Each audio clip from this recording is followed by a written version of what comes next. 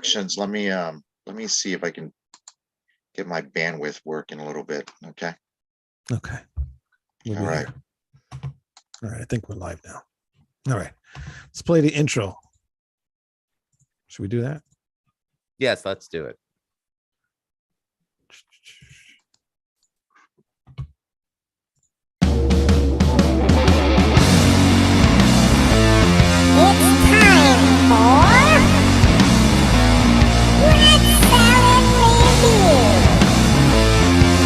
With your host, Wayne Noon, Greg Narrow, and Lou Banks.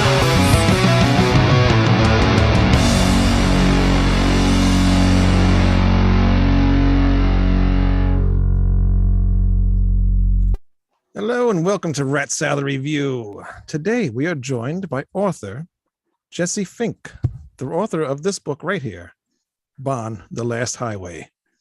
What's going on, Jesse? I'm in Indonesia. Indonesia? Why you have Oh, wow. a tropical sort of decoration theme here. Yeah, so hopefully the internet sort of stays with us throughout this conversation. Yeah, it's a little And, choppy, but I hotel think... coffee. Oh, very good. At least somebody's relaxed here. Well, we're relaxed. What do you mean? I guess so. You're in your hotel there, so I guess you're relaxed. Oh, yes, I am on location in Arlington, Virginia on a business trip, but I was not going to miss this opportunity to be on Rat Salad Review to speak with Mr. Jesse Fink, because this book is such a great read, but it's also got to be it's so sad. I mean, there's so many sad elements in it. It breaks my heart that, but we're gonna get into questions with Mr. Fink about the late great Bon Scott, but he deserved better. That's all I'm gonna say. Yeah, definitely did. I was reading your book, Jesse, and I was wondering why at the end of the book you say that he's you don't think he's dead, but he's on the island with Elvis and Tupac and Biggie. I mean, what's that about?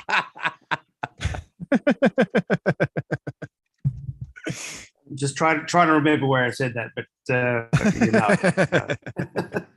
No, not at all. Don't ever take that seriously, people.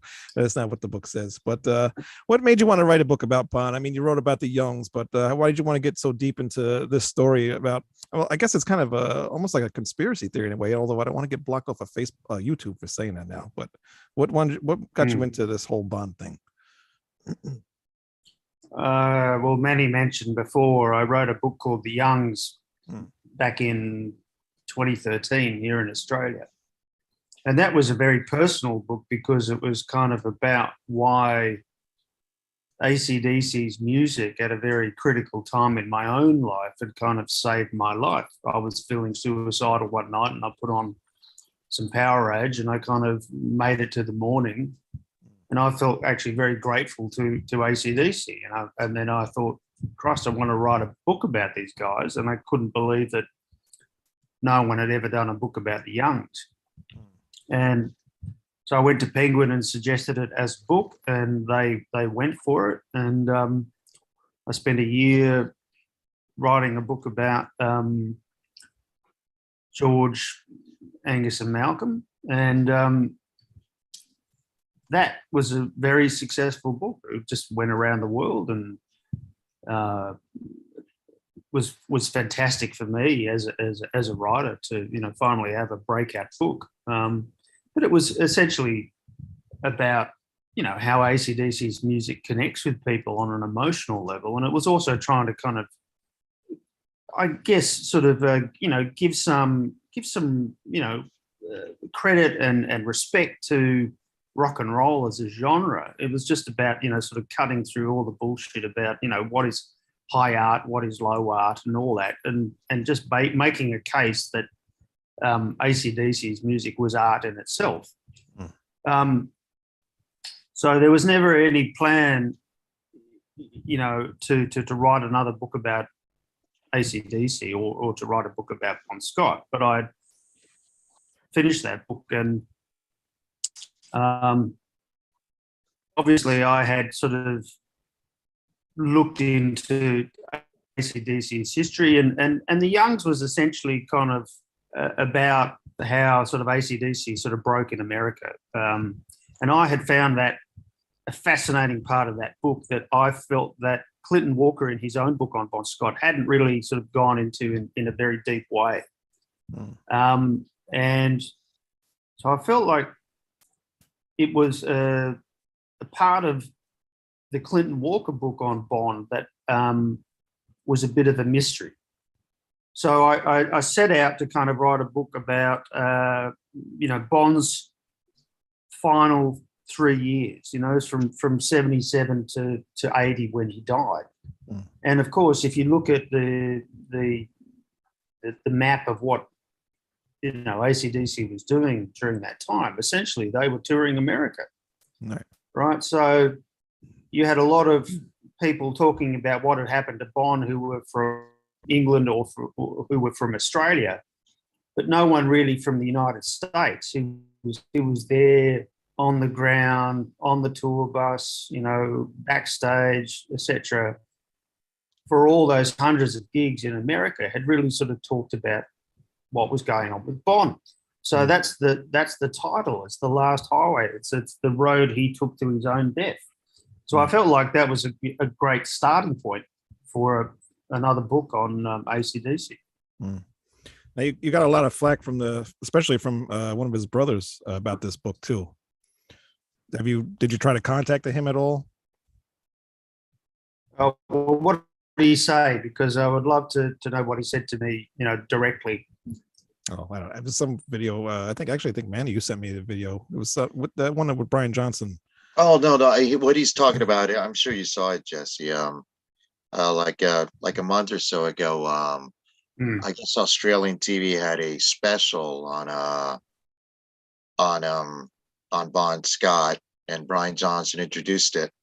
The introduction. Yeah. I don't know if they specifically mentioned your book. I think maybe they may have talked about the Clinton Walker book. I'm not sure. Yeah. Yeah. Oh, it was definitely targeted at me. Okay. But it also, was targeted but at also, you. yeah. I mean, obviously. I mean, the thing was, I was never even asked to comment on that story, either on camera or off camera. It's up to the Bon Scott estate to kind of peddle the narrative that they want to peddle. My complaint with that particular documentary, which I thought was actually, it was pretty ordinary, and I wrote a blog about it on my website, which anyone is happy to should be able to go and have a read about how I feel about that thing. It was that the ABC, which is the Australian equivalent of PBS, just journalistically did a very bad job. It's just whether you agree or disagree with the story that is in my book about what happened to Bon, there are relevant facts in that story about what happened to Bon on the last night of his life, which never came up in that documentary, such as the fact that there was another person with Bon and Alistair in the car. Right. It was just never even mentioned in the documentary. So I don't know why that wasn't kind of mentioned as a relevant fact. So that's my beef with that particular documentary. But the Bon Scott estate can sort of say whatever they like, and they can stick to that. I don't have a problem with that, because that's their prerogative.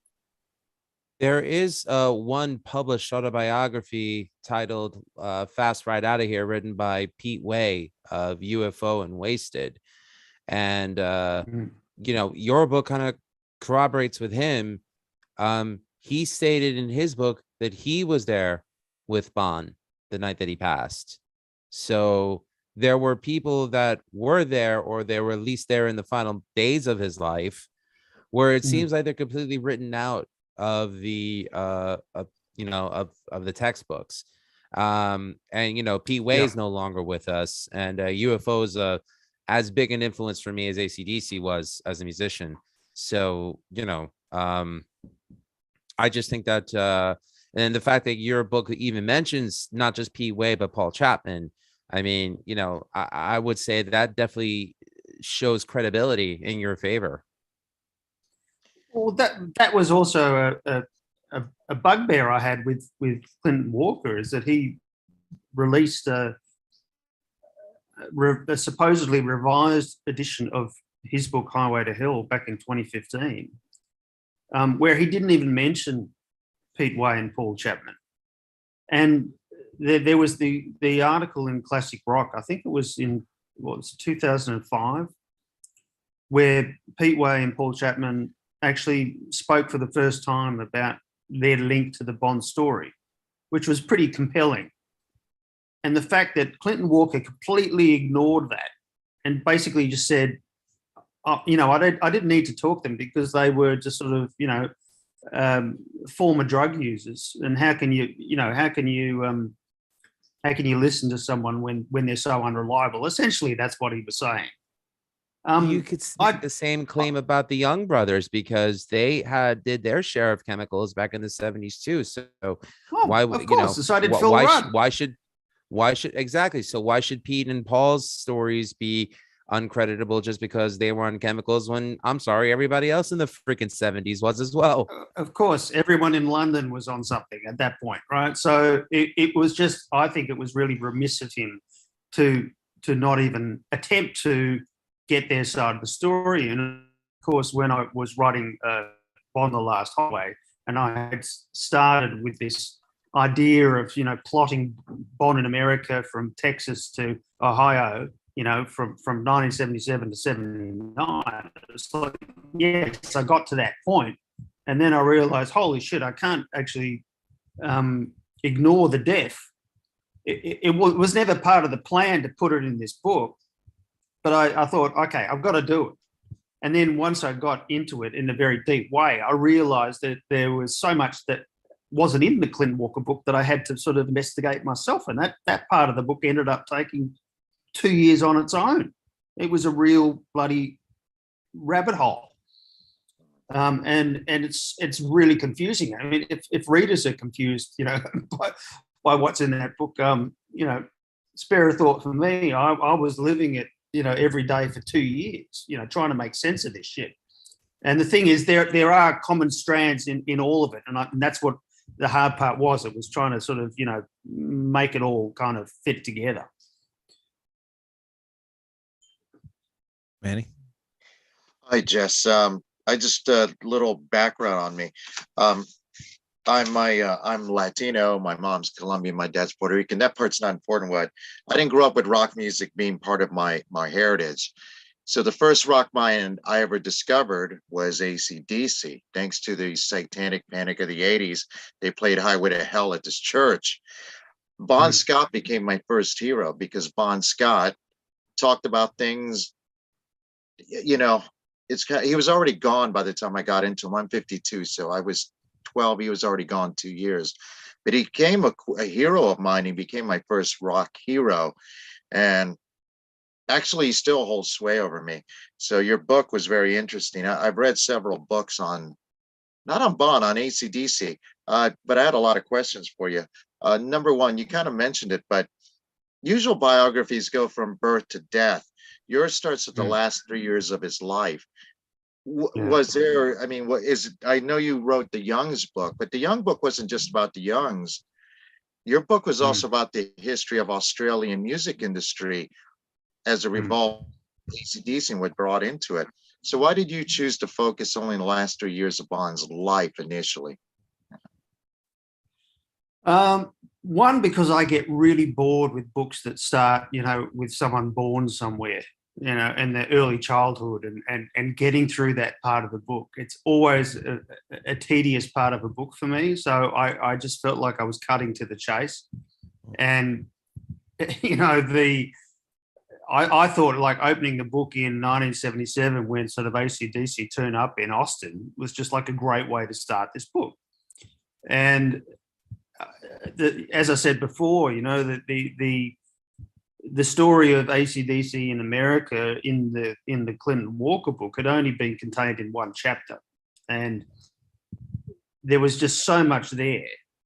If you actually sort of go through, the concerts that AC/DC played, how much sort of territory they covered in a tour bus over those years, it was really significant. So, you know, I wanted to basically get a map of America and sort of plot where AC/DC had been ring up every radio station that operated in that area in 77 to 79, find the DJ who was working there, which I literally did. I would go through, you know, Facebook profiles, find the DJs, contact them, see if they ever met AC/DC. And it was through that process of research that I found this guy called Neil Mursky, who was a DJ down in Florida, who had this audio tape of Bond talking in Orlando, which he'd never, you know, played, and he gave it to me. For me, at that point, that was just like a eureka moment. But it was through Neil that he introduced me to Michael Fazzolaro from Critical Mass, the band down in Miami. And Michael put me onto Holly X, Bond's girlfriend, down in Miami. And suddenly the whole thing just sort of opened up. So it was just through that simple, you know, research process that, you know, this whole story just sort of came alive. But, you know, getting back to your original question, it was like, well, you know, Clinton Walker did a pretty good job of, you know, covering Bond's childhood. And he had, at the time, the cooperation of the Bond Scott family, you know, because they were still alive at that time. That's why, you know, some of Bond's personal photographs, you know, that particular photograph of Silver Smith and Bond Scott in Silver's apartment in London is actually in that Highway to Hell book, because the family gave him the photograph. Where, you know, Wayne mentioned it at the beginning, you know, this the comments about, you know, books about Bond Scott being bullshit. It was a veiled reference to me and Clinton Walker, and apparently there were some you know, problems between Clinton Walker and the family after Clinton Walker's book had come out, and apparently, you know, there were people within the Bond Scott family who were disappointed with what Clinton Walker had said about Bond Scott, and that's why there was this reference to bullshit in that documentary that you mentioned. So the reference to bullshit basically references me and Clinton Walker. That's what it's about. Hopefully that's answered your question in a very circuitous way. I mean, it's understandable that, you know, I'm sure there may have been moments where certain repercussions that have been dealt with specific estates, such as the Scott estates, or maybe even the Youngs, would say that anything that's against their narrative is either slander or libelous. So, you know, I could understand where you're coming from in them kind of decrying everything else that didn't come from their mouths alone. Like, I can remember watching the AC/DC Behind the Music on VH1 22 years ago, and everything about it, you know, I mean, there's only so much you can fit into a 45-minute television special. But as I was watching it, you know, and they were like, you know, Bond was our friend, Bond was our brother. And then, you know, suddenly this comes out where it shows that Bond was not as close with the Young brothers as they would have you imagine, or they would like to be, because, you know, he was a drinker. Angus, for the most part today, is a teetotaler. So how could a person who is a teetotaler be around someone who is a drinker? And, you know, there are a lot of, there are more truths in this book, especially from the people who lived it with Bond, than what's coming out of the reports of actual estate members of the Scott and Young family. Yeah, but that was the impression that I got from that documentary, where, you know, Derek Scott was on camera. I felt like Derek Scott never knew Bond Scott. I mean, he might have known him when he was a kid, but he didn't know him when he was living in America for those last 3 years of his life. You know, what did we get out of that documentary? There wasn't anything particularly profound that that Derek was saying. I got nothing from it at all, which is why I was so sort of pissed off about it, because it was like there's so much more to that Bond story. There's so much more. The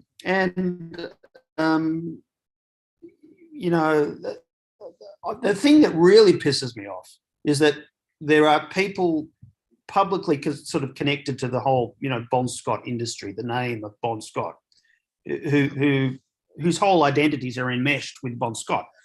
And I can't name who these people are. But I have seen emails that they have sent other people where they have said, yes, we know that Bond died of a heroin overdose, but we're not going to say it publicly, which is incredibly frustrating for me, because these same people come after me publicly and slam me for saying what everyone is saying privately, and everyone knows privately. And people come to me and say, oh, I'm showing disrespect to Bond. It's like, fuck off.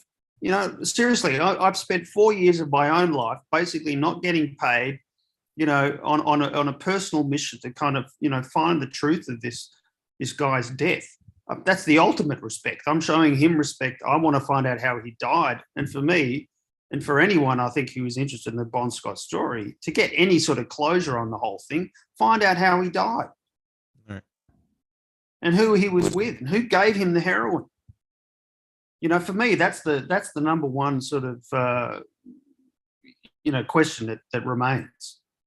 If we can figure that out, we've closed the whole story. Someone should go and make a Netflix series about Bond. It would be great. I'd watch it. I'd watch it, but yes, there's so much there. I don't think the estate would let you use their music, unfortunately. No, but I was talking to a director here in Bali, who was interested in Bon Scott as a series, and we were talking about that, and it was like, yeah, we could do it. We just have to figure out how not to use the music, But if we did a sort of series, that was like a staircase kind of thing, about Bond's last 24 hours, it would work.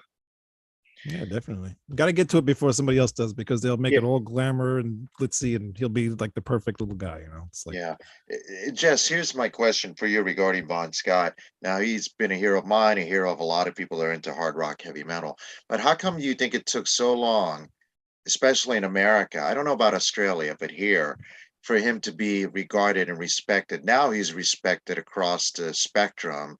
He's looked upon as one of the great rock vocalists, rock frontmen, but it wasn't that way for a long time. His face wasn't even on any merchandise till about 20 years ago. Why do you think it took so long for the critics to get what the kids and the fans already knew about him? And also, your book. One thing I like about your book, he was a deeper lyricist than he's given credit for. And I think maybe because of and I'm not putting down Brian Johnson, but maybe because this type of lyrics Brian Johnson sang, people think Bond wrote stuff like Brian, giving the dog a bone or whatever. Bond wasn't that crass. But anyway, what do you, in your opinion, why do you think it took so long for the critics to catch up to what the fans already knew? Well, that's typical of critics, obviously. We're not critics. We're just fans. Yeah, but Christ, every time I see a new Rolling Stone list, I think, oh my God, do these people get it at all? No, never. That's different. Has Rolling Stone ever got AC/DC? And when they finally got AC/DC, it was one of the worst albums they ever released, which was what Rock or Bust or whatever, Ball Breaker or whatever. It's like they're finally on the cover. Well, thanks very much. Dear God, talk about missing the plot. Anyway, I think it really probably started when rock musicians like Keith Richards and Eddie Van Halen in interviews would talk about Bon Scott, and this whole sort of cult of Bon Scott sort of started developing in the United States, and it became very cool to be a Bon Scott devotee. You know, guys like Dean Del Rey sort of, you know, did podcasts about it and did shows and all that sort of thing. And it sort of just became a really cool thing. But it's interesting you mentioned, you know, AC/DC merchandise. I was thinking about that the other day. It was like how much actually officially licensed AC/DC merchandise actually has Bon on it. Apart from the Highway to Hell cover, how many sort of Bon t-shirts do you know of that are officially licensed by AC/DC? I can't really think of any. I think of one. They had one. I've got it. Bonfire, when they put out Bonfire box set. Right. 7. Yeah. Yeah, but you're which right. had Back in Black, you know, in it mysteriously, which has also fueled, you know, various sort of conspiracy theories as well. Actually, I do want to talk to you about that. I can buy "You Shook Me All Night Long," even the song "Back in Black," but Bon, I can't imagine writing "Giving the Dog a Bone" or "What Do You Do for Money, Honey." He wasn't. He would. You know, even his so-called crass songs weren't that crass. Like "Big Balls" is it shows a great sense of humor. "The Jack" is a great sense of humor. There's a wink to it. You know, he wasn't his saving grace. He didn't take himself too serious. And also lyrics like "It's a Long Way to the Top," where he's busting the rock myths about making it, while at the same time announcing his band as the next big thing, you know, "Hotel Motel," "Make You Want to Cry." I think he was a great lyricist, and I wish he'd gotten more credit during his lifetime. And I still don't think he gets enough credit as a lyricist. But nor do I.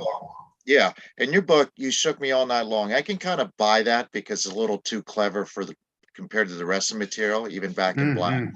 But in your research, how much was that music written, as those melodies written with Bon? And, you know, obviously he was in mind, but how much was it written? Do you have any idea, or, you know?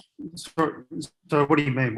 Sorry, repeat the question. Well, like I can't imagine, I always suspected "You Shook Me All Night Long." "Rock and Roll Ain't Noise Pollution." That sounds more like something Bon would have written, melody-wise, maybe not the lyrics. So I just wondered, in your research, how much in the demo phase did they get before Bon passed away? Do you have any idea? Only what, you know, Angus and Malcolm have said in various interviews over the years about, you know, the demos. But, you know, there are a lot of supposed sort of recordings of Bon doing "You Shook Me All Night Long" floating on YouTube, none of which are legit. Yeah. You know, however, anecdotally, you know, I spoke to, you know, people like Alan Fryer from Heaven before he died, and he said he'd heard something. And actually, I remember talking to Valerie Shearman, the widow of Buzz Shearman from Moxie, and she was saying that when Buzz auditioned for AC/DC, or was asked to audition for AC/DC, that all the songs had been written for the album. So that, you know, there were little things like that. And I've sort of just collected all these sort of stories, and I've made a case that basically the official narrative has so many holes in it. And if you actually go into the book and you read, you know, some of the things that Angus Young has said over the years about how much was ready for that album when Bon died, it sort of goes against what the band has said in later years, that essentially he had nothing to do with it. Right.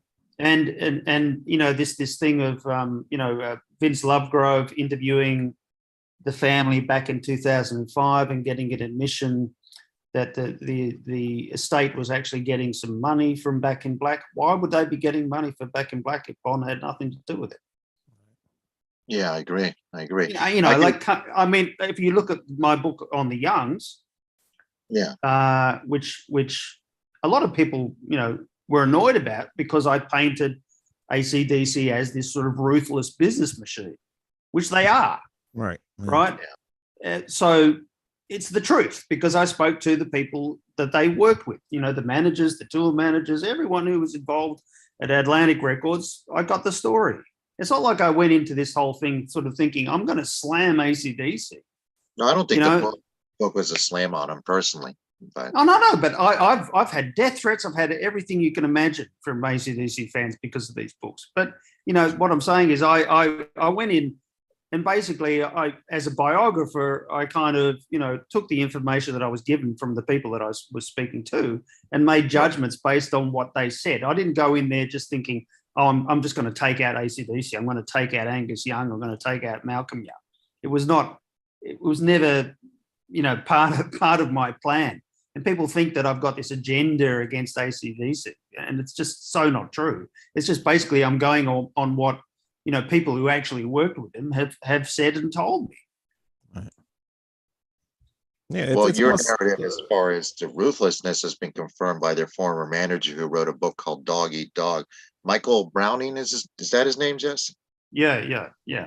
So he's confirmed the ruthlessness of the Young organization that you wrote about in your book. I'm talking about the Youngs, and also this one. So that's not just you saying it. It's not just your book. It's also someone who actually worked with the band very closely saying the same thing you're saying. And it's interesting you mentioned him because Browning in that book actually also mentioned a heroin overdose featuring Bon. I think it was in Paris or something. There was this second overdose that he had, and what's interesting is that I've seen sort of Michael. We're not friends on social media or anything like that, but I've seen Michael kind of sort of backtrack a bit on that whole thing about this second overdose that is mentioned in his book. But it's in there for anyone who's got a copy of Michael Browning's book. Go in there and have a look at what he says about Bon having this second overdose. The first overdose was back in 1975 in Melbourne. Oh. So, this second overdose, from memory, it was in Paris or London, I can't remember, but it was around 76. Do you think the reason why they keep all this information from people is because of like all the merchandise that they want to, make for Bond? You think they're trying to keep all that negative stuff away so people will buy this stuff and think he's like some kind of guy that was clean? And I don't understand the resistance to acknowledging the truth. I can maybe understand it if it were 1980 and Bond's just died and we've got this album coming out. I can understand that certain people sort of came up with this plan, to memorialize this new album to the dead singer, and sort of come up with this narrative and this whole sort of malarkey about Bon having kind of anointed Brian Johnson as his successor and all that bullshit, which has sort of just become AC/DC mythology, which has never been challenged, and it should be challenged because basically you go and you read various accounts of what Brian has said over the years about how much he knew Bon Scott, and the story changes all the time. Right. Yep. And that's the thing. I didn't hear of him knowing Bon Scott until like 20 years after he joined. How come he never spoke about it until then? And I have nothing against Brian Johnson as a talent or as a singer, but I mean, think about it this way. It seems like there's a reason why he's like the only spokesperson for AC/DC, because I just don't think Angus wants to be bothered with answering the truth. And it's not, Bon is not something Brian has to talk about because he's the guy who took the job over from Bon. So, it's safer putting him out. I mean, you even mentioned it in your book that you were this close to getting Phil Rudd.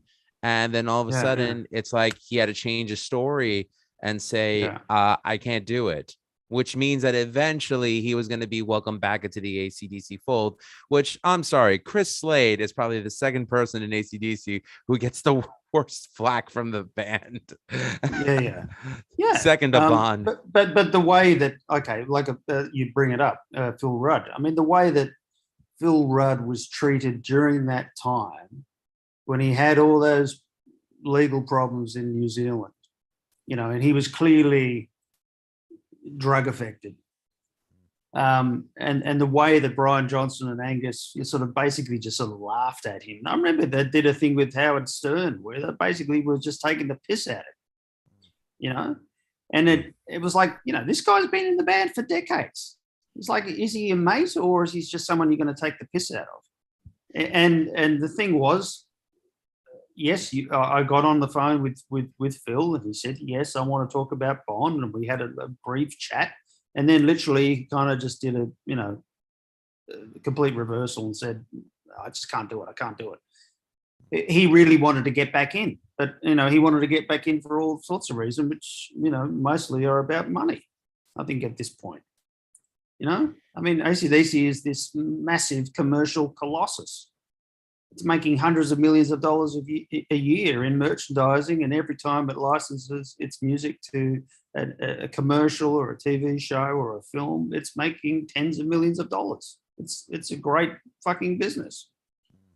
The sad thing is Bond, died with, $30,000 in his bank account, and he's basically, the reason why AC/DC is as big as it is, because the AC/DC catalog would be nothing without Bon Scott. It would be very, very thin.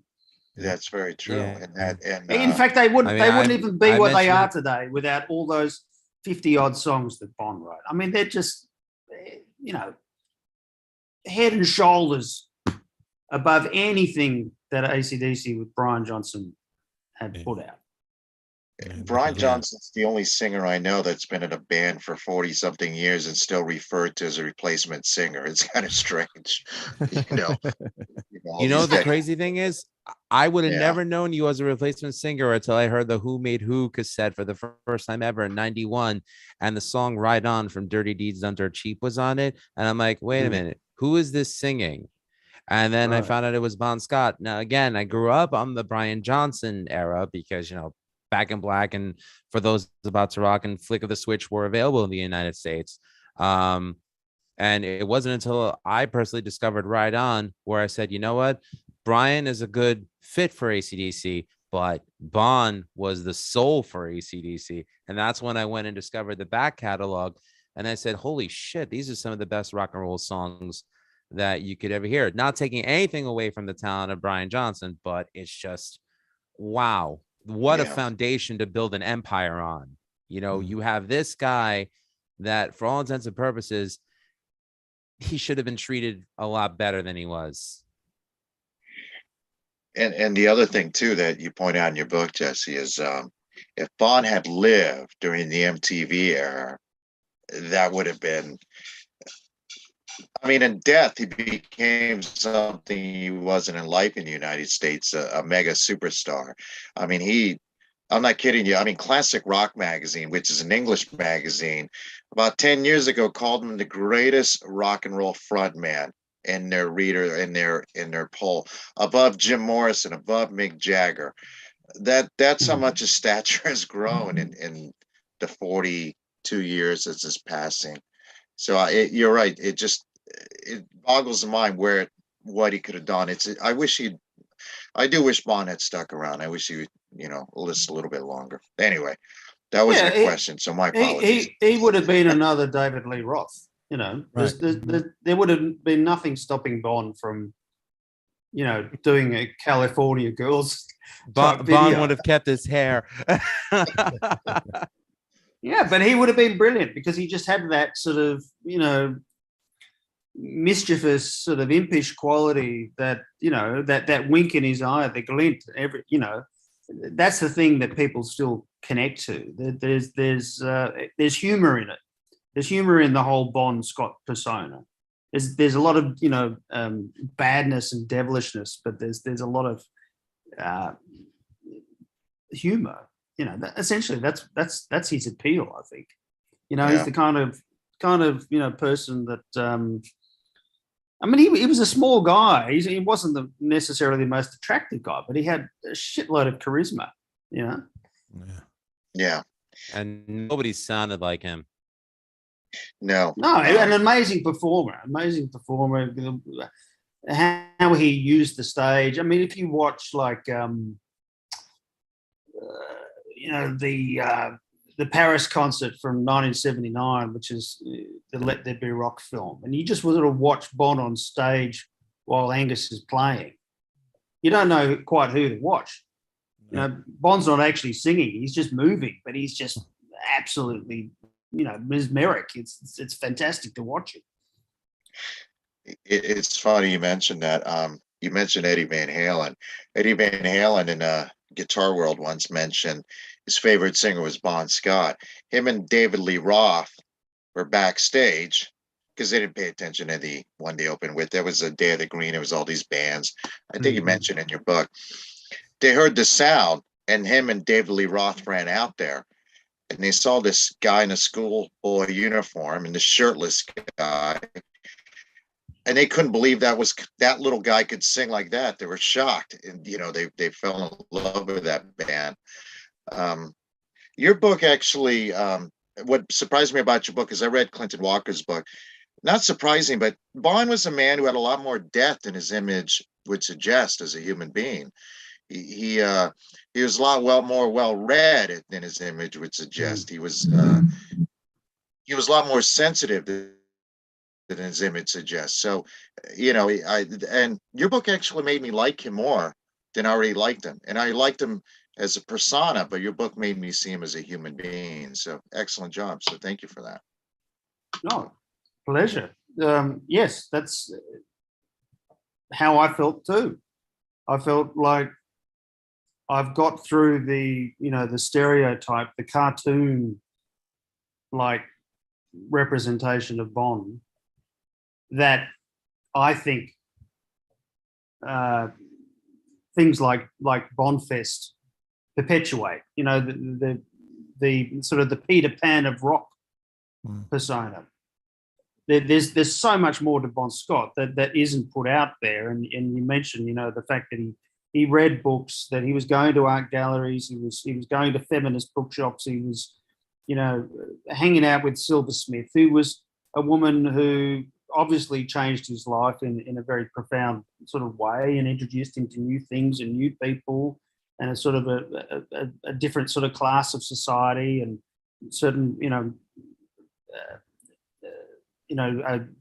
I guess a sort of a higher class of drug user in London, and probably got Bond into some sort of trouble. But a lot of people have blamed sort of Silversmith for kind of what happened to Bond, and I just think that's just bullshit. I mean, Bond was an adult. He made his own choices. He was involved in what he was involved in through his own choice. He took his path of his own volition, and that's the point I make in the book. It's like you can't blame anyone for kind of what happened and how he ended up in that car. It was like, this is the life that he chose. I mean, what's really sad though is that you see pictures of Bond in '78 where he's just looking like a fucking machine, physically. He's just like a fucking greyhound. He looks amazing, and then you see this sort of disheveled, haggard, slightly bloated kind of figure at the end of '79.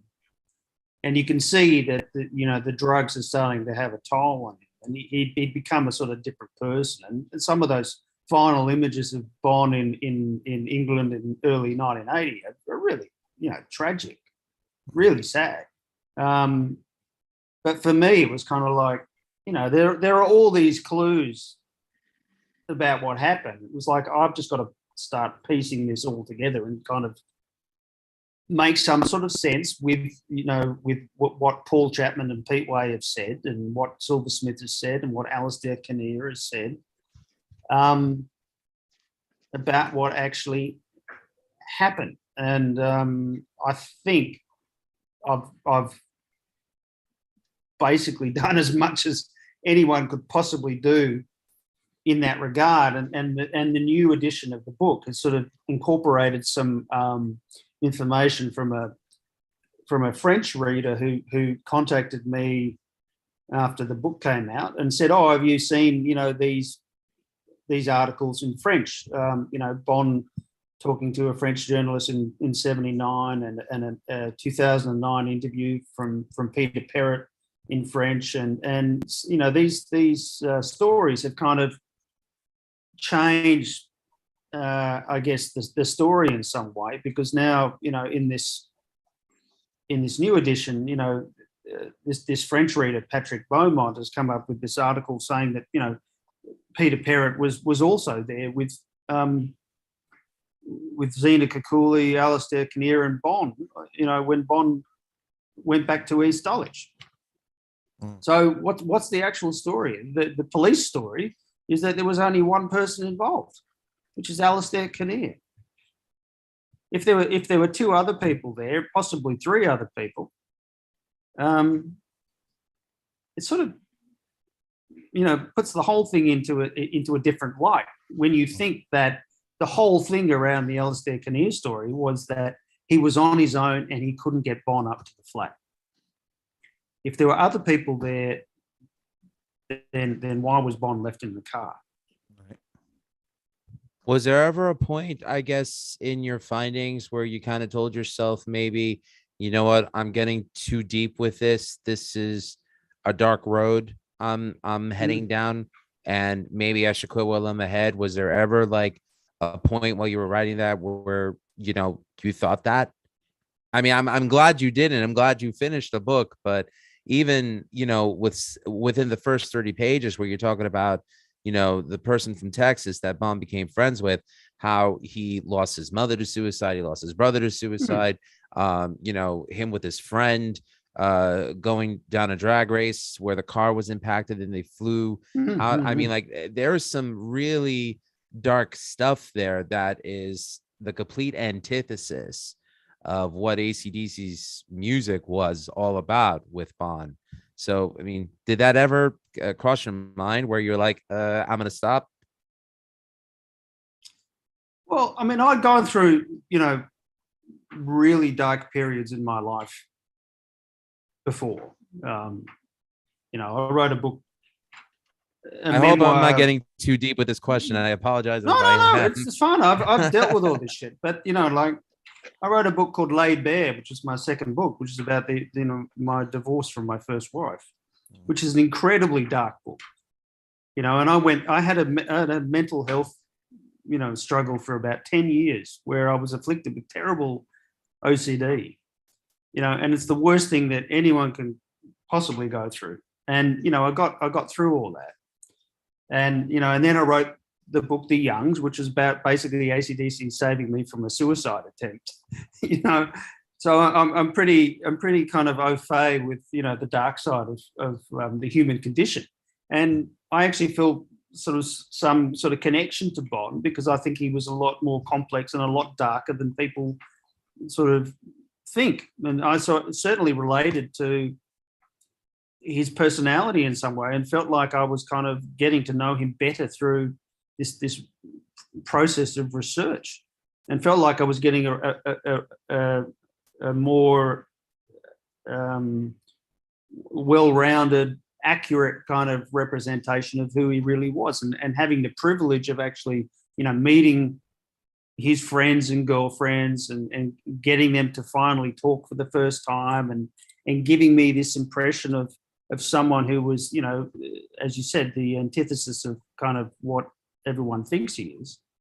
I felt like I was connecting to him as a human being. And it was a really profoundly kind of sad story because at its core, I think he was let down by a lot of people. I think he yes, he made his own decisions, but there were, I think, people who could have done more for him. But the thing is, you know, like with any person who's going through some sort of trouble in their life, whether it's a drug addiction or a relationship breakdown or, you know, losing your job or whatever, it's like, you know, it's a burden that you carry mostly on your own. And, you know, your friends aren't there for your darkest private moments, you know, where, you know, you're sitting on a bed at 3 a.m. in the morning and you're sorting your black socks and you feel like just fucking topping yourself, right? can you imagine how many fucking moments like that Bond would have had on the road, where he's feeling depressed and he doesn't have a girlfriend, has no kind of purpose to his life other than sort of getting on stage, getting off stage, getting blasted, fucking some girl in some town in fucking rural America or wherever. You know, he would have been incredibly fucking down. Plus, he really didn't make that much money with the band either, because in your book, exactly, he had no money. Yeah, he had no money. He was basically sort of living day by day.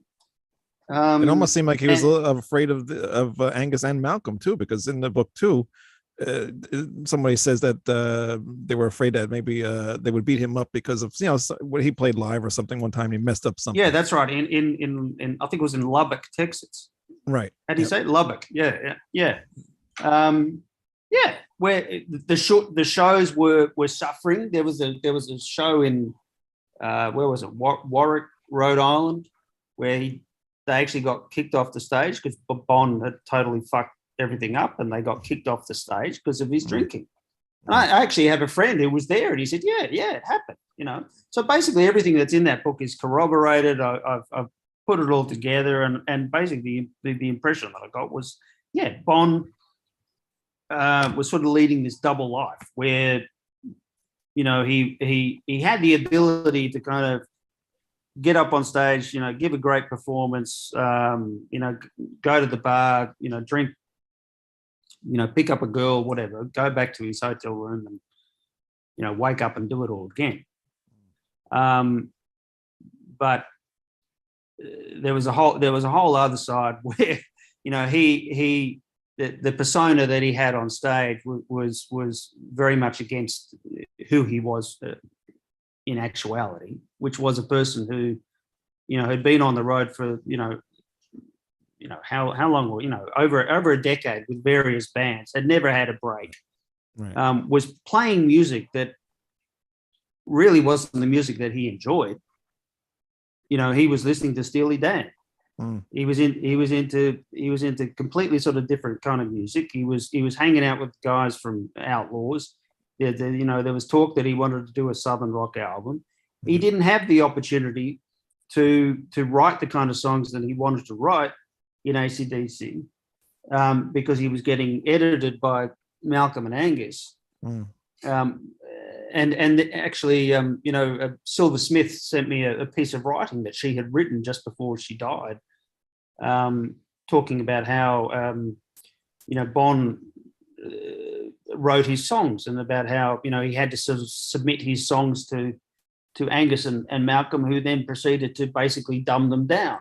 So for a guy who was so clever and a good writer, to have, you know, two little, you know, dwarves, you know, kind of edit your songs must have been incredibly difficult for him, because he knew what he was capable of. And so this whole thing of, you know, in the book of at the end of 79, where Bond's talking about leaving the band, you know, he's confiding this in his friends. I mean, that was like, oh wow, that's incredible. Are you sure that's what he said? Yeah, that's definitely what he said. He was talking to me from a phone line in Paris. You know, he was saying how much he wanted to come to Texas, and it was like, holy shit, you know, that's a massive story. And I remember that when that came out, people attacked me from fucking everywhere that I dared say Bon Scott was thinking of leaving AC/DC. But since the book came out, I think like 2 or 3 other people who knew Bond have said exactly the same thing. Right. So, you know, it's established. I mean, he was a different person off stage to what he was on. And my theory essentially is that when you know, I've lived with this guy for however many years now, is that there was a struggle that was going on inside him, and I think it would account for the drinking, because there was this sort of disconnect between the onstage persona and who he was in real life. And when you're just sort of performing like that, and you just have to be this performing seal, I think you know, anyone in that sort of situation who had to do it day after day after day for, 3-4 years, without a break. I mean, it must have a toll. It must have a toll.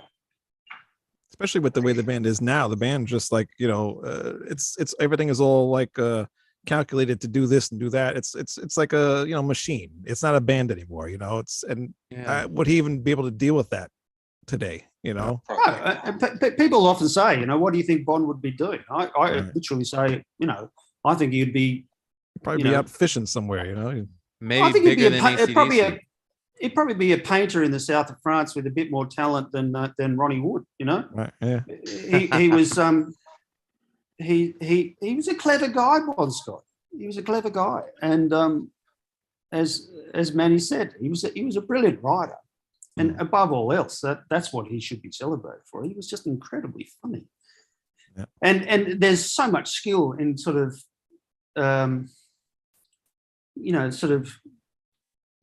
writing songs with just snappy little lines like Bon had, and he would do it song after song after song after song, where you're just sort of blown away by his. I wouldn't call him Shakespearean, but he had a brilliant wit. Yeah. And there are so many layers to those songs, and there's so many sort of meanings, and they sort of come out at you. And I still listen to AC/DC from that era, and I still get new things out of Bon Scott songs every time I hear them. Yeah. And that's something that I cannot say about Brian Johnson, young era Right. AC/DC. I get absolutely nothing from it. And so that new album, it's like everyone's saying, wow, what did you think of the new album? It's like, oh God, I thought it was just fucking awful. Right. It really was. Yeah, I didn't guess. Jesse, I think I liked it a little bit more than you did, but nothing like the early days. Well, it's funny. What was the line? A walk in the park. What's the line from that? Okay, album? A shot in the dark. It's whatever it is. It's the worst line in the history of rock. Like, oh my God. It's definitely gotten to the point where it's more cliche than, something. Hey, that's an interesting tongue twister, not tongue twister, but there was cheek, there was tongue-in-cheek quality, and there was, as I like to call Bon, he was a cunning linguist, which is something that you cannot say. Sorry, I listened to a lot of Deep Purple too, Jesse. I can't help that. Anyway, but that's something you can't really say about recent output from the band. Yeah. What is it? A shot in the dark beats a walk in the park. I mean, fuck me. Who wrote that? A 5-year-old? How have we gone from Power Age to that? No. And this is the same band. Okay, so anyone with any degree of kind of intelligence and taste and a bit of class realizes that we're talking about two different things here. Nice.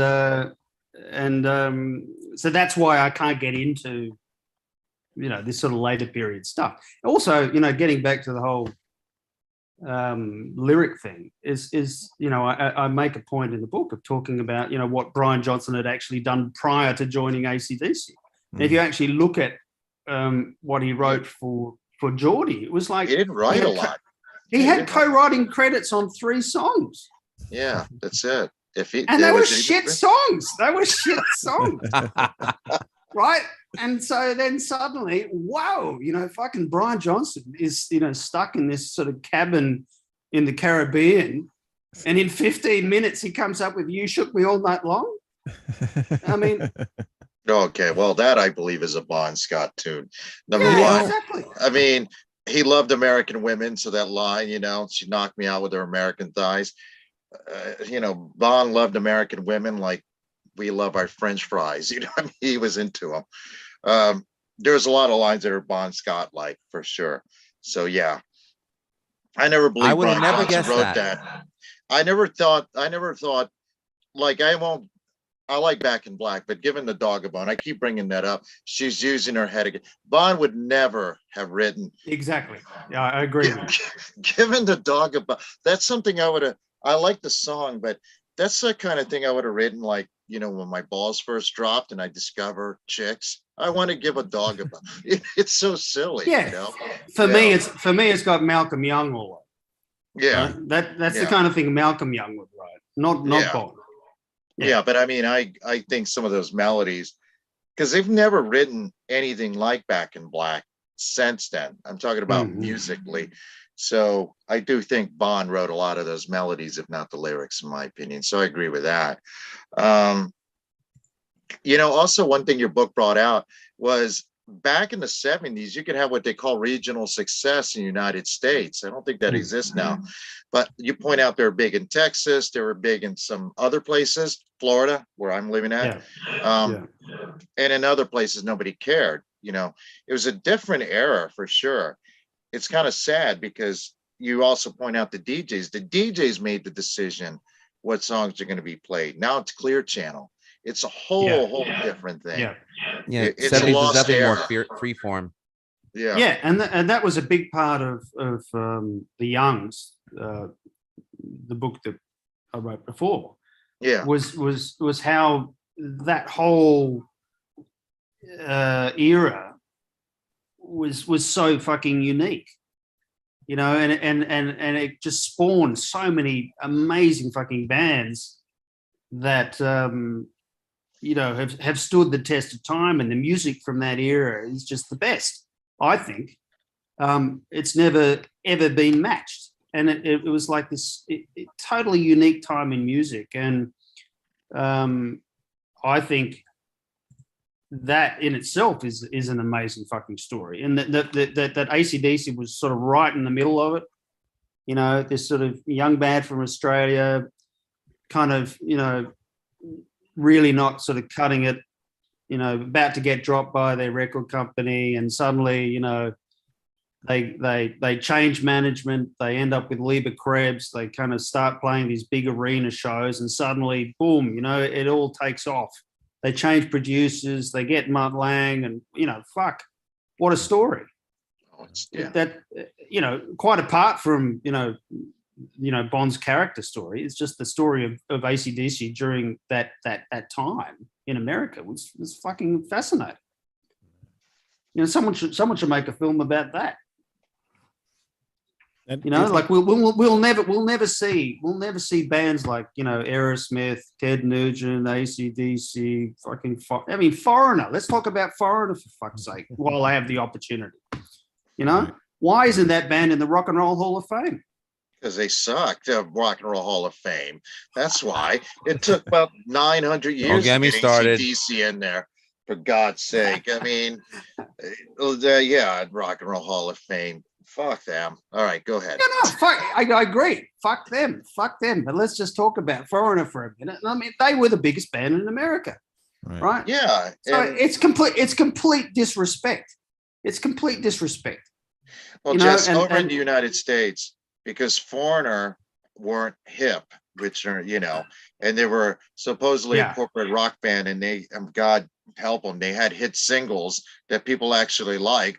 So people like Rolling Stone and all these other guys, well, these guys suck, But I think, And don't forget the mastermind behind the Rock and Roll Hall of Fame is Mr. Jan Wenner, who runs Rolling Stone magazine. So when he first started it, his intention was that anyone that he labeled as corporate rock, your Journeys, your Foreigners, your REO Speedwagons, your Def Leppards, your AC/DC, even your Black Sabbath and Led Zeppelin, which, let's be honest, Rolling Stone tainted them all.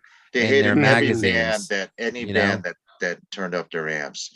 And they were never going to put them in until the fans said, no, you will. I have bad news for the guys from Rolling Stone. If you sign to a major label, you're technically a corporate rock band. Anyway, go ahead.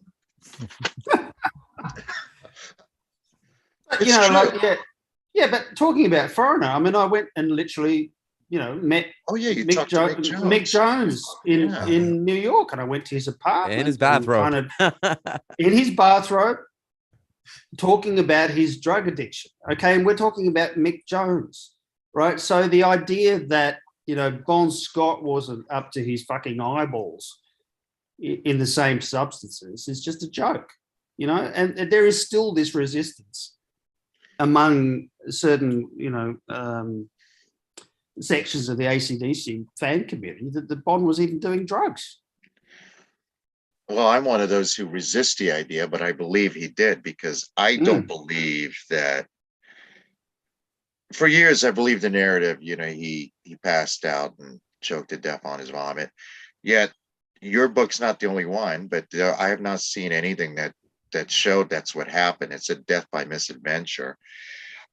He's drank before, and I have to, as I've gotten older, I don't believe the official narrative.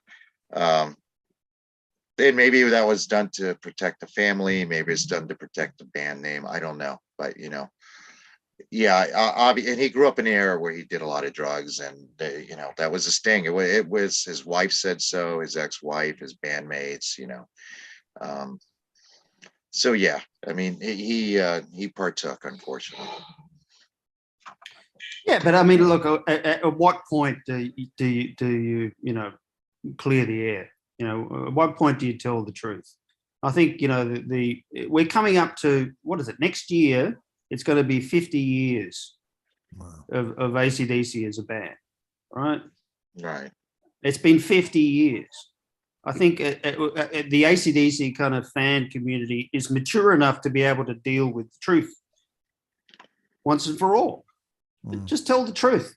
But the thing is, they've spun such a sort of an elaborate sort of story now that they can't get out of it. Right. Well, that's true. And as they say, a shot in the dark is better than a walk in the park.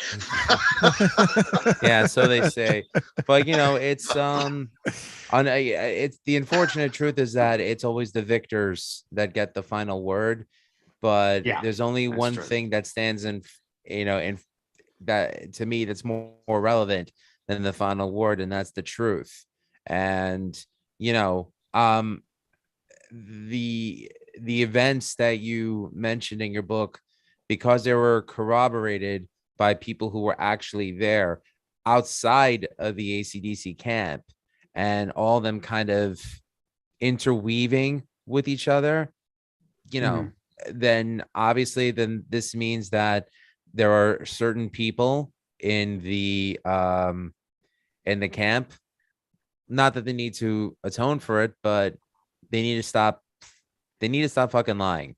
If they, that's really what it is.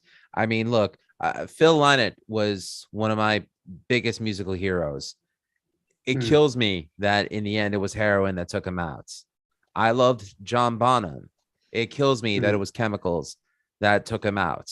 It's like people want to I don't want to say advertise, but they kind of like want to glorify how so many of these musicians went out.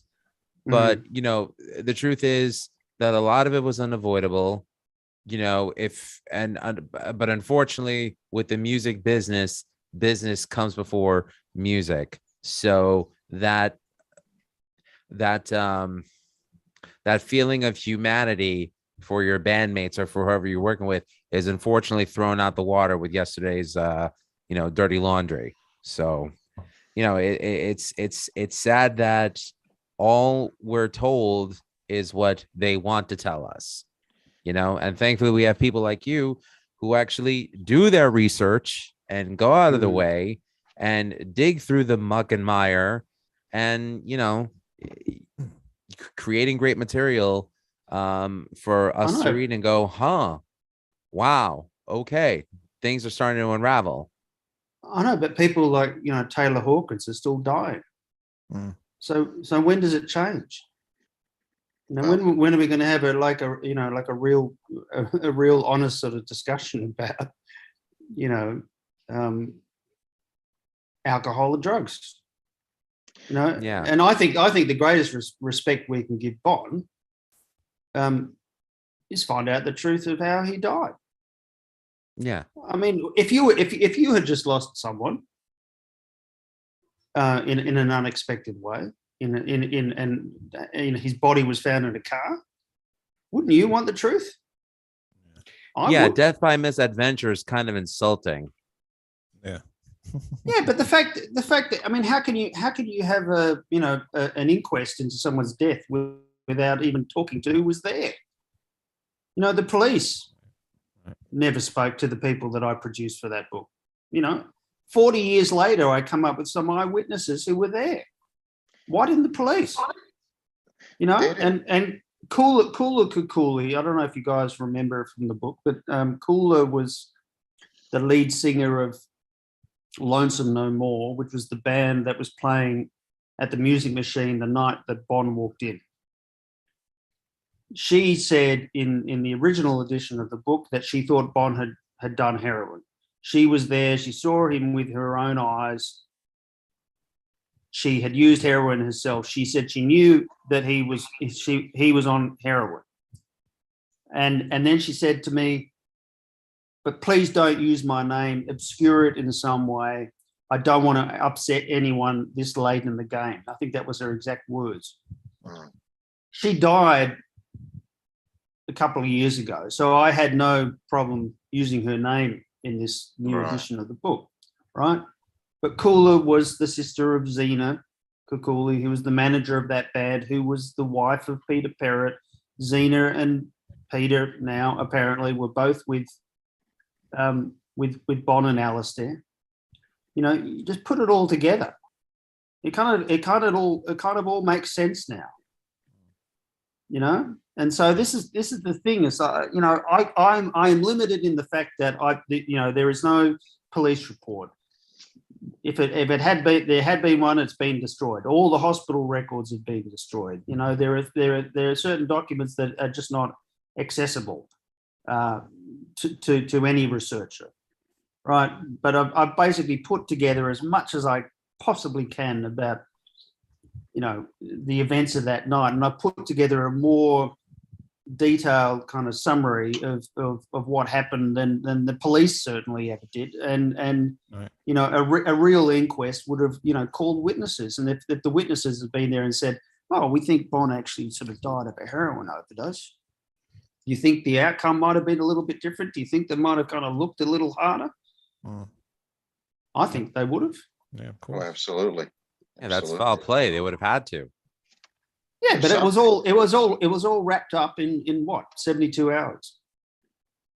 There was a shitload more to it, and like I've got a thing on Facebook. I don't know if you guys are a part of it, called Bon Scott Forum, which is like a group, and someone had been to Overhill Road yesterday and sort of posted some photographs of the block of flats and the parking spot, and it was like, do we even know where Bon actually was? I mean, there's no proof of exactly where he even was. Was he inside the flat? Was he in a car? If he was in the car on the road, why didn't anyone in the entire day that he was supposedly left there actually see his body?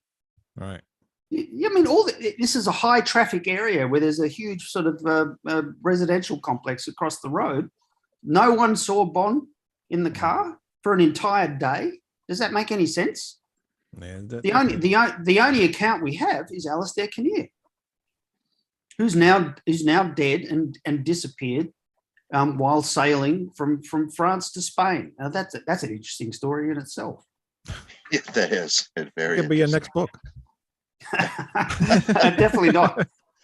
No, I've actually I just wrote a book on cocaine trafficking, which is fascinating, and now I'm writing a book about a British spy who was accused of being a double agent for the Nazis and Soviets. So I've gone from rock and roll to cocaine to spy. You need a place to hide. I know a good bunker. Well, Jesse, whatever you do, please don't title any of those books "A Shot in the Dark." That's all I ask.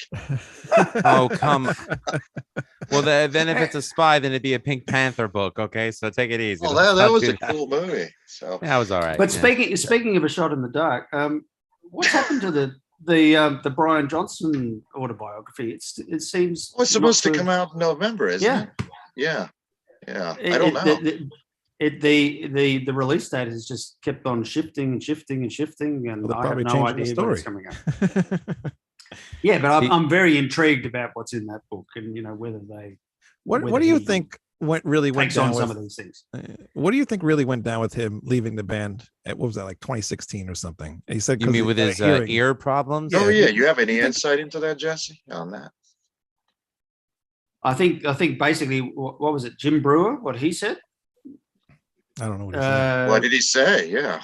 You remember him, the comedian? I know who he is, but yeah, he does a very good Brian Johnson impersonation. Well, I remember he came out and sort of said, don't you remember it was like a big news story at the time, and it sort of went everywhere, and then he sort of was forced to retract what he had said, and he said he lost his hearing or whatever, and then he went and did like music. He did his own another album. Like, how can you do that if you put AC/DC? Basically, he was given just told that his services were no longer required.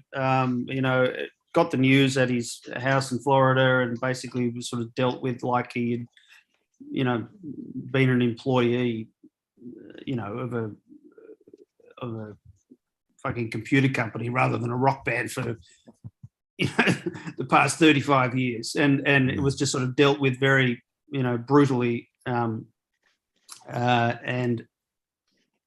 that accorded with kind of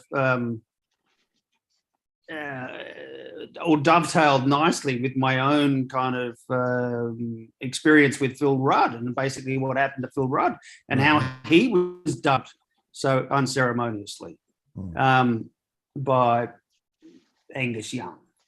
And okay, so you connect what happened to Brian Johnson, what happened to Phil Rudd. Do you think that Bon Scott was any more special than those guys? Really? Back in 1980, I don't think he was. I don't think he was at all. So this whole thing of Bon sort of feeling like his place in the band was in danger. And we talk about that in the book. When his shows were suffering, and that he felt like his job wasn't guaranteed. And do I want to continue doing this? Do I want to continue having my songs ripped apart by the Youngs, or is there another future for me? I'm sick of this shit. I don't want to continue kind of fucking touring. I don't want to be in buttfuck Idaho 1 week, and then Miami, and then and it never ends. And all I do, the only way I deal with this is that I drink. I'm talking as Bon Scott here, but it's like his life was fucked up. Yeah. Right? Yeah. His life was fucked up. No wonder he wanted to do something different. So, this French guy who was sending me these French language interviews, actually produced an interview with Bon from 1979 where he just said he wanted to quit the band and go fishing. Okay, so that's a Southern expression. Yeah. So, it kind of like all ties in, and it's I've done absolutely as much as that I can possibly do. And even though I flirted with the idea of writing a sequel to this book, because I still think there's a lot to the Bond story, and people are still fascinated by him. And I've got to do other things in my life. I'm like Bon Scott. I've got to do something else.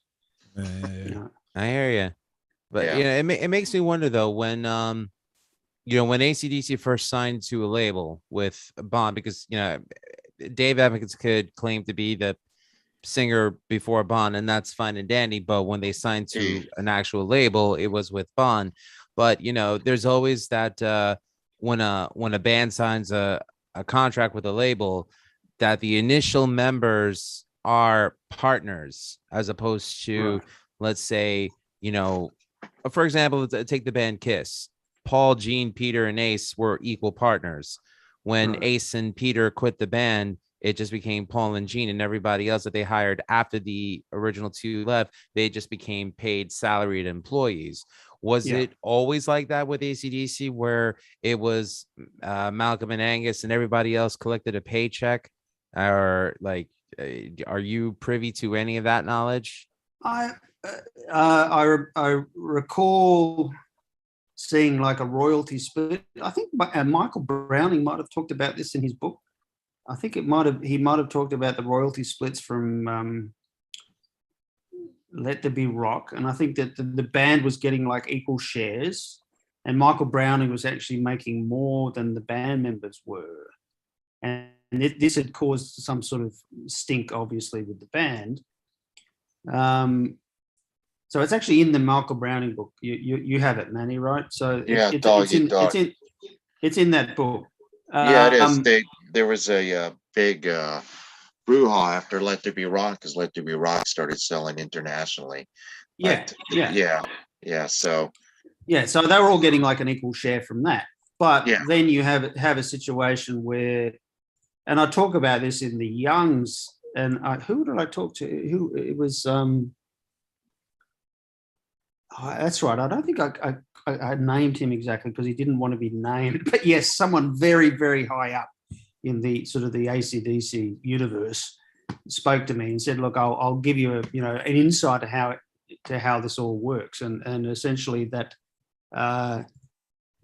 Brian Johnson and Cliff Williams had retained Led Zeppelin's lawyer, a guy called George Fearon,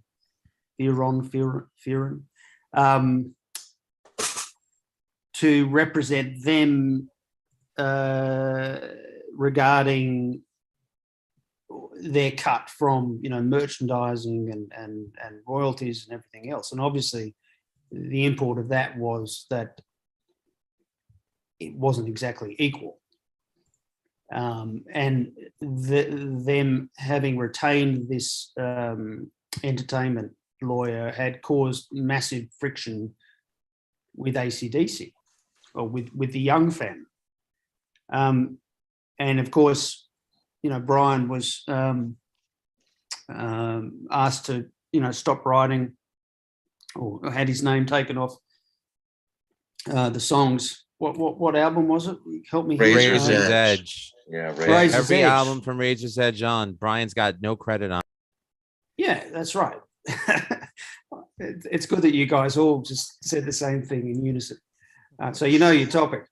So it's been young ever since, and haven't the songs improved, Yeah, well, I think they need to bring Brian back to write lyrics again. Well, it'd be interesting to see how good Brian actually is, if and then we can solve the Back in Black mystery and see how great Brian's songs are. I think we solved if he comes it with, back. Flick of the switch. Let's see, Fly in the Wall. Yeah, I think we solved it. He's not a great lyricist, unfortunately. You know what? How much you want to bet money? How much you want to bet money that Mutt Lange probably had a hand for sure. more in in those three, not Highway to Hell, but definitely Back in Black, and For Those About to Rock, since he produced them. Think about it this way. My favorite Def Leppard album, High and Dry, produced by Mutt Lange, also co-written by Mutt Lange. Think about how good those albums are. Due to his production. You think his lyrically he helped write lyrics with Brian on I wouldn't be surprised. Yeah, well, I know I'm not gonna give Mutt Lange credit for Highway to Hell though. Listen, you could blame Mutt Lange, for Shania Twain all you want. Let's face it. No, I would. Trust me, I'd produce Shania Wayne anyway. But I'm sure you'd produce Shania. What's your beef with Highway to Hell? Oh no, no beef at all. No beef at all. I just don't think Mutt Lange helped write the lyrics to Highway to Hell, where I can see. Not Highway. I meant back. Yeah. I am guessing that he may have been involved with Back in Black and For Those About to Rock. Oh, I'm sure he was, because of the loss of Bond. Yeah, that's true. Sorry. Yeah, go ahead, Jess.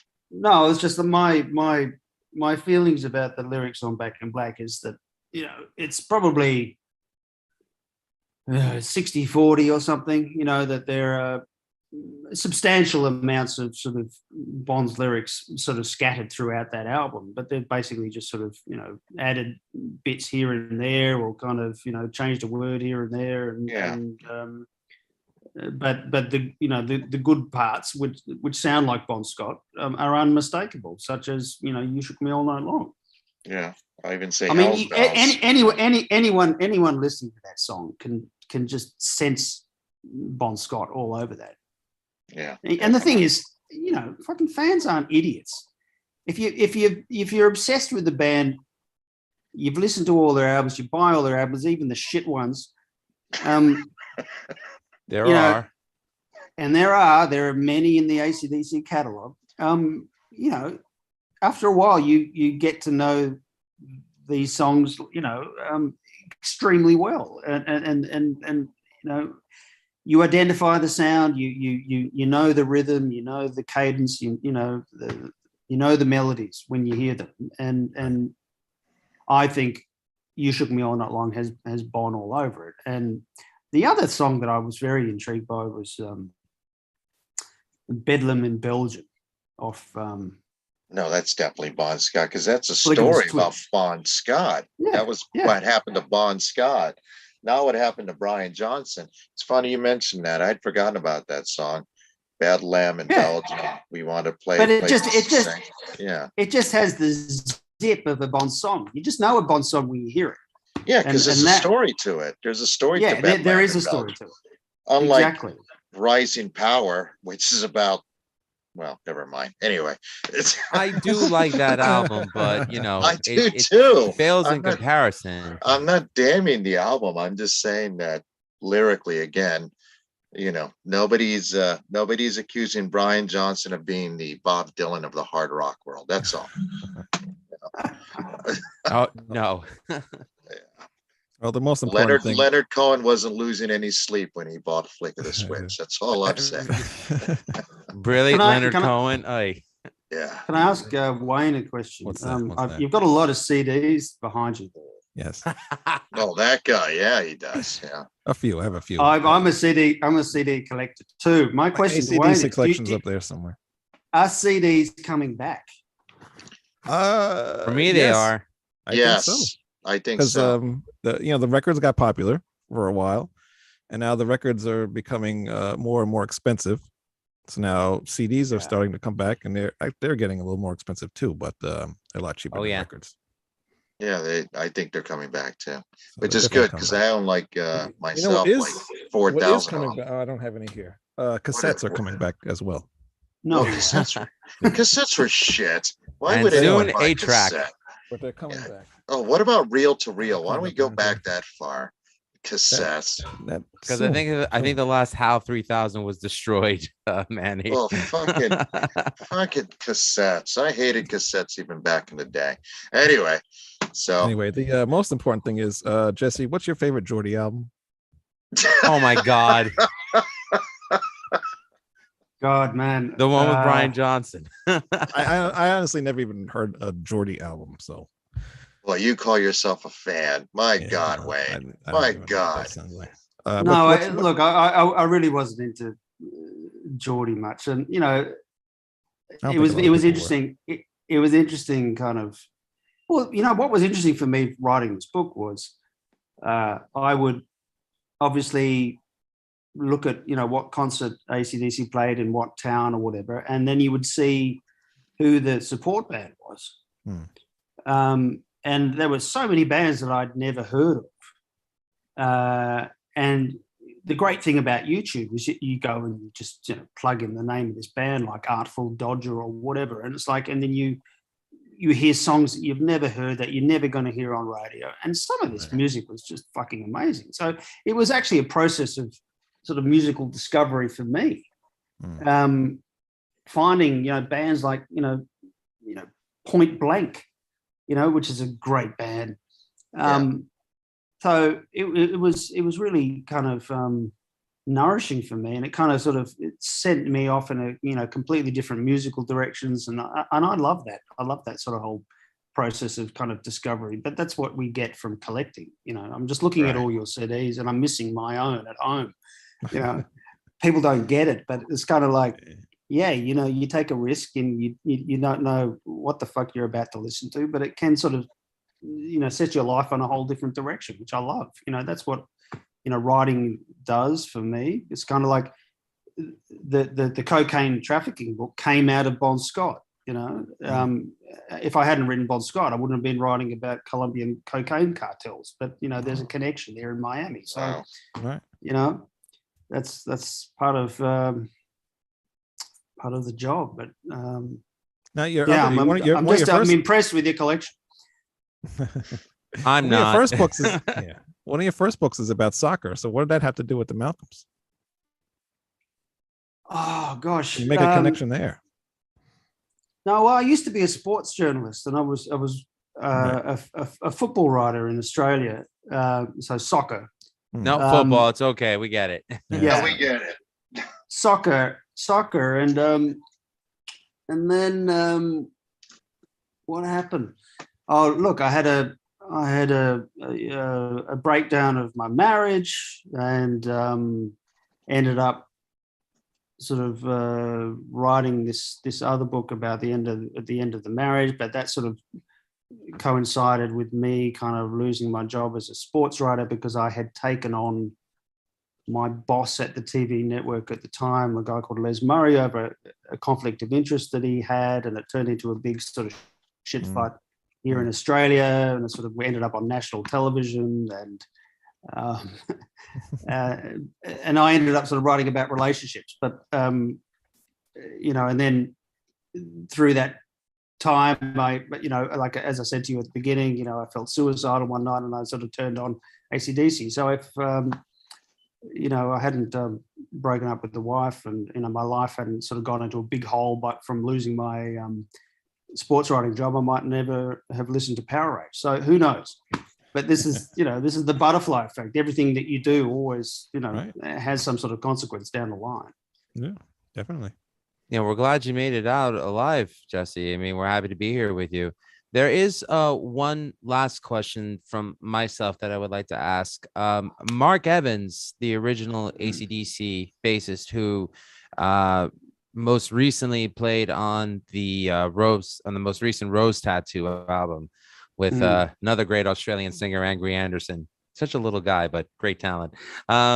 He was there ever any interest in possibly tracking him down, since he was around Bonn in 1977 for the Let There Be Rock album and tour prior to Cliff Williams? Was there? Interesting question. I have to be careful here. Mark and I met actually when I was writing The Youngs, and he had kind of not answered several emails that I'd sent him, and I actually ran into him in the supermarket, weirdly enough, and just went up to him and I said, look, I'm Jesse Fink, I've been trying to contact you forever, and would you talk to me? And Mark ended up sort of coming to a coffee shop in Sydney, and we sat down for about an hour, and we had a great chat. He was really nice, and we sort of became friends. And I don't know if you guys remember Tony Carenti. He was the drummer on High Voltage, the first album, the session drummer. He's not credited on the album, so I didn't know he was a drummer on there for years. Yeah. No one did, and he's a you know, Italian guy running a pizzeria in Sydney, which is an amazing story in itself, right? So I wrote this book, The Youngs. Tony was in it. I kind of gave Tony the credit I think he always deserved, because he never got it from AC/DC. And Tony and I became friends, and Mark and I went out to Tony's pizzeria, and, you know, posed for photographs and sort of signed books, and, you know, did the whole bit. And I even drove, you know, Mark home in my car, and we're listening to AC/DC like fucking Wayne's World, you know, like I got the bass player from AC/DC in my car listening to fucking Highway to Hell and Power Rage. It was fucking amazing. It's like, fuck, how did I get here? As loud as possible, with my daughter in the front seat and Mark Evans in the back. It was fucking great. And then Mark was really nice when the book came out. He said it was the best book he'd ever read about AC/DC, which was fantastic to me because he's in AC/DC, right? So I think that made a huge difference to how fans received that book. And then we were, I wouldn't say we were good friends or anything like that, but we were certainly friendly and in touch with each other. And Mark and I were due to talk at the Sydney Writers' Festival, and it had basically sold out. It was like this, 300 person room down on the water in Sydney, and there was a guy called Jeff Apter who was Mark's ghostwriter. And he was going to host the discussion. And sort of at the last minute, Mark pulled out and he kind of left me in the lurch. And I ended up having to kind of scramble, find someone else to kind of host this talk. A woman called Jane Gazzo down in Melbourne, and she did it, and I got Tony up on stage, and we sort of saved the day. But kind of, Mark had kind of let me down on that occasion. So like our relationship after that point kind of deteriorated. Yeah. I just felt like he'd really let me down for something that was really important to me. All he had to do was turn up, and he just didn't turn up. And to do it like right at the last minute was just, not really cool. And so after that, I befriended sort of Mark on Facebook. I was pissed off with him. And then I remember seeing something that he had written on Facebook about the Bon Scott book, saying that I had sort of disrespected Bon Scott. And I thought, fuck you, pal. Wow. You can think what you like, you come to me and you sort of say, I've written the best book on AC, and you turn around and fucking publicly impugn me like that, when I've been nothing but respectful to you. I just thought it was just really shitty. Right. And so I haven't really spoken to him since. But the funny thing was, I was jogging in Sydney, and Mark Evans, walked up the street, and we came across each other. And he pretended not to see me. This tiny little guy, as we were sort of passing each other. It was really fucking weird. But life is funny like that. Wow.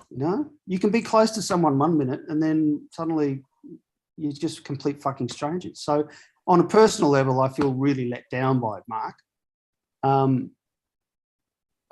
I still really admire him. I respect him. I've done everything in my power to kind of, elevate his sort of place in the band. And I've said it so many times and in print that I think that the way that AC/DC kind of handled the whole Rock and Roll Hall of Fame thing with Mark Evans was disgraceful, and I think he should have been acknowledged. And I think he's the member of what I regard as the classic lineup of AC/DC, and no one can ever take that away from him. But as I said, on a personal level, I'm very disappointed in it.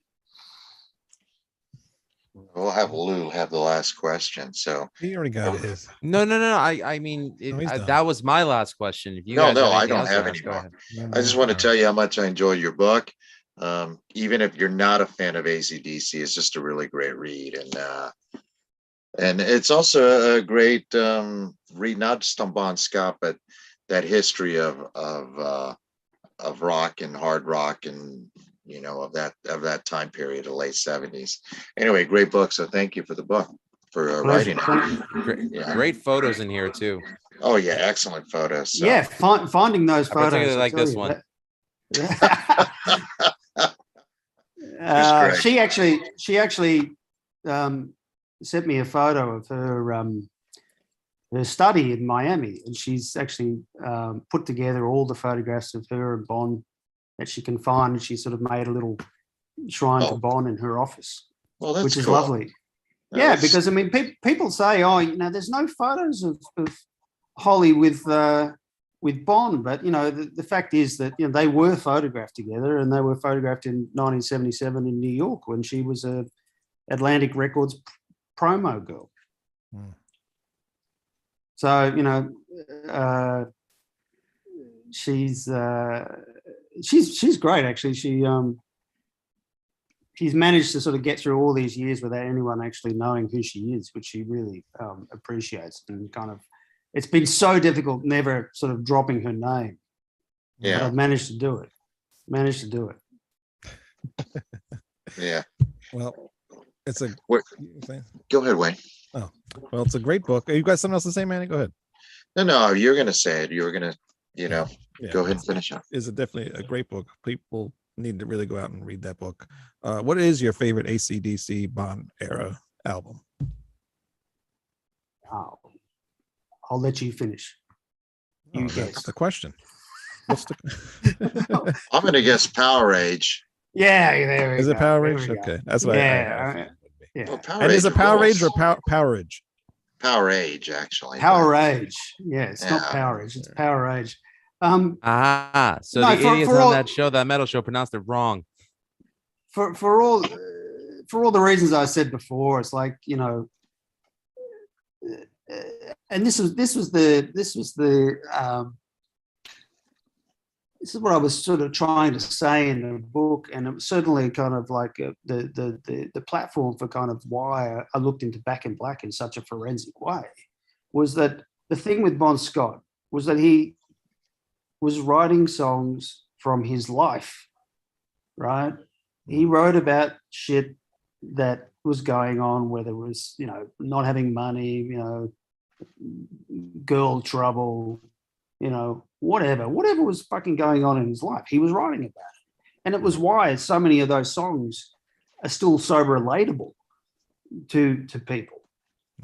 Because you can identify yourself in these songs, and like certainly Give Me a Bullet, which was the song that I played the night that I thought I was going to top myself. I connected with, because I felt like he was talking about my own experience, right? So you then take that into sort of Back in Black, and it's kind of like, okay, if Bon had anything to do with Back in Black, surely it stands to reason that he's writing from his own life, right? Who's American Thighs? For instance, right? Okay, suddenly it all starts coming together. Oh, Bond spent time in Miami. Right. He had a girlfriend down there, and all of a sudden his girlfriend's horse is called Double Time. Holy shit. Okay. Right. Yeah.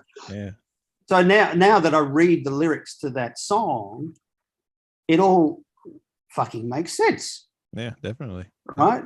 Because if you look at what Bond was doing in early 1979 when they were rehearsing Highway to Hell, and I was in Miami, and I'm going and retracing his steps, and I'm going to the hotels he was staying at and the recording studios he was at and everything else.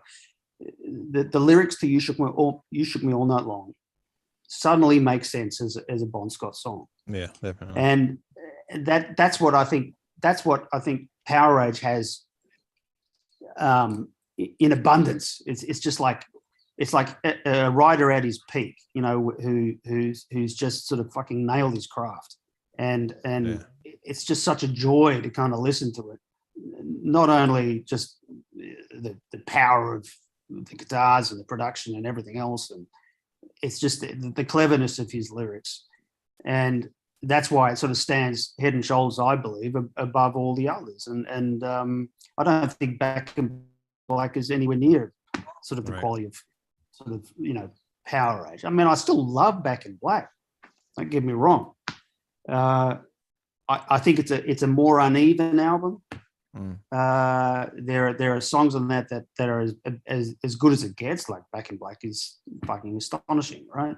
Right. You shouldn't be on that long. It's an astonishing song. But then there are, I think, sort of middling songs. Whereas Power Age, from beginning to end, for me, is just perfect fucking AC/DC. Yeah. And Yeah, I think would, so too. I would say the same thing probably about, you know, Let There Be Rock and Highway to Hell. So I put those three out more. Yeah. And then after that point, it's like it's all fucking downhill. Then we get to A Shot in the Dark beats A Walk in the Park. We're It not all going to leads let this to die. Well, I think Brian Johnson does have a point that A Shot in the Dark. No, actually, Walk in the Park would beat A Shot in the Dark. See, it's just bad lyric. Uh, Yeah. Can you anyway. title this? Can you title this video Jesse Fink A Shot in the Dark for YouTube? That would make my day. I think you should. I should. But then Or Jesse Fink destroys. We'll make it on Blabbermouth. whoa. That'll be the title there. Wait a But, minute. I think we just got a cease and desist order from the Young residents. Oh, well, too Oh. bad. It aired. Too bad. Too late. We're live. They're not going to want even credit for that stupid lyric, even though it's on their album anyway. Wayne, go ahead. It is. Yeah, But, they should own it. Jesse, thank you very much for coming on the show. Had a lot of fun. Thanks a lot, Wayne. I appreciate it, mate. And it's been a great chat and meeting you guys. Well, thank you. Same here. Thank you. And thank you. And thank you, Bon Scott. Yes. Anytime, Scott. anytime. And thank you for writing this book. And thank you, Manny, for introducing this book to us. And everybody needs to go buy it. Jesse, you got a website or Facebook or something people can go to get the books and, you know, see what you're doing? Well, mine is jessefinkbooks.com. But if anyone's into Bon Scott, just join Bon Scott Forum on Facebook. We've got about 15,000 sort of people there. And the funny thing with Bon Scott Forum is that I had no plans of actually starting a Facebook group. But when Bon came out as a book, I was banned basically from every page, every group that you can imagine. And people who attempted to even post about the book were removed from Facebook or had their posts sort of taken off. I've had Facebook groups sort of created about me where I had to get the FBI fucking involved because I was getting death threats and, you know, you name it. So What happened essentially, now when we had you on our show? essentially, this guy, Jason Smart, who I'd met in Melbourne at a talk that I'd given, he and I just decided to put this Facebook group together, basically so we could have discussions like we're having today, without being censored. Yeah. And you know, the interesting thing is that we run sort of poll questions and things like that. And you know, recently, you know, I think the question was, you know, what was it? How did you think Bon died? You know, was it the official verdict? Was it alcohol? You know, was it a mix of heroin and alcohol? Was it heroin and something else? So whatever it was, basically 95% of the 500 people who responded to that question said heroin and alcohol. And now, if I had posed that question, you know, 5-6 years ago to AC/DC fans, do you think 95% of people would have said heroin and alcohol? No, absolutely not. Right. Well, I No, wouldn't. so I feel like there has been a real quantum shift in how AC/DC fans look at, you know, Bon's death and how they look at the issue of the lyrics. Right. You know, and that's really heartening. because when I first went into this, you know, in 2017 when the first edition of the book came out, I was attacked on all sides. You know, I was persona non grata. I was a fucking public enemy #1. I had people sending pictures of my, you know, my book in the toilet or being fucking roasted on a fire, and you know, literally. But they had to buy it to do that. So I know. Yeah, so hey, Yeah, exactly. Jokes Way on to go, them. Get the money. geniuses. And you get You love and it, you're you hate giving it, me- you paid for it. $24. and you're giving me free publicity. well, yeah, Right. but I mean, yeah. I never You know? got that. I hate you so much. I'm going to buy this book so I can burn it. Yeah, I know, but literally, Enjoy my I money. would- Go fuck yourself. Uh, I would have people do this. I would have people actually go to the trouble of actually, you know, photographing themselves, you know, with a fucking book on a fire or in a toilet, and I still get this shit all the time. Like literally, I'll probably get 5 to 10 a week. You know, it's like, God, all I've tried to do is just write a, you know, Just set honest the book story about straight. that. Yeah. Yeah. Yeah, exactly. Well, Yeah, but if we get any for this episode, we'll make sure to send it to you, Jesse. Yeah. I'm sure you will. No, we won't. You We will. won't. If you keep the comments open on this YouTube video, you will get some comments for sure. Yeah. That's Please. okay. We'll have fun of them at their expense. Yeah, it's fine. But yes, please leave your comments. So you agree with Jesse. If you don't agree with Jesse, I'll send you his address and then you can talk to him about it. By the way, we do want to give credit to Miss Emily Barsava of ECW Press, who was nice enough to get us PDFs of the book to read and was also kind enough to send us these. So thank you so much, Emily. We just wanted to give you some credit on the show as well. Thanks very much. And once again, Jesse, great job with the book. Congratulations on success. Thank you for your time. Thank you, guys, and Thank you very much. hopefully one day we see a Bond turned into a series for Netflix or something. Because I just think it'd be great. Yeah, it's coming. Hopefully, it's coming. They already. Did you see the figure they made of him? Yeah, there's an action figure of Bon Scott coming. Oh, is there? Yeah. I've seen various figurines sort of on eBay and No, this is Send official. them An official. send them a- yeah, send them an a officially picture later. licensed action figure. Yeah, it's That's licensed from the licensed. estate. Oh, is that the one with the big muscles on his arms? No. It's they create a bunch of toys. Wayne will send you a picture I later. got a picture right here. Okay. you got it? but that whole thing about the whole bondscott.com thing is interesting too, because, you know, getting back to the whole merchandising thing with the t-shirts and stuff, it's like, as I said before, Bond wasn't on a lot of stuff. No.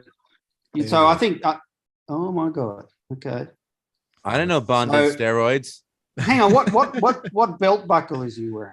I don't know. Yeah, can you Is see it that? the they can't- southern? It's got to be the southern. This looks No, like a- it's not. No, it won't be. It won't be It because wouldn't be for political correctness purposes. yeah, exactly. Yeah, That's but exactly- Bond's wearing a shirt, and he rarely wore He one rarely on ever wore a stage. shirt. Well, you can Yeah. remove Okay, it. so- It's all cloth. Is Did he wearing own a Oh my shirt? God.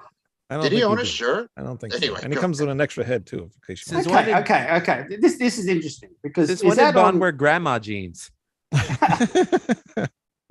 are they high waisted or low waisted? What are they? Isn't that the picture, yeah? Is that on bondscott.com, the official site? Oh, I don't know. No, let's it's see.